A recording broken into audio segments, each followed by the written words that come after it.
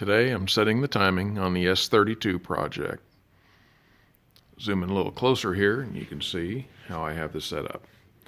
Got the points checker with the points open at this moment and the dial indicator and the spark plug hole sitting at top dead center.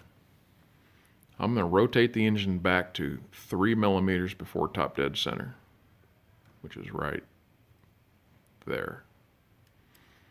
In reverse directions, the dial indicator is going to indicate 2.1 millimeters or 0.9 millimeters away from where I'm currently at, and the points gauge will open.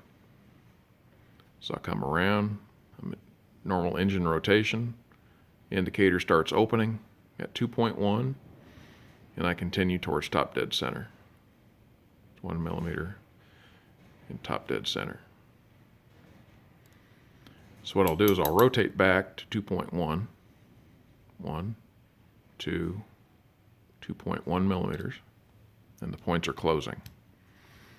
You can see the timing indicator right down here, and underneath the timing mark, if you can see it.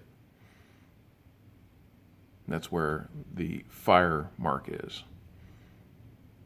180 degrees to that is the timing mark for the other set of points.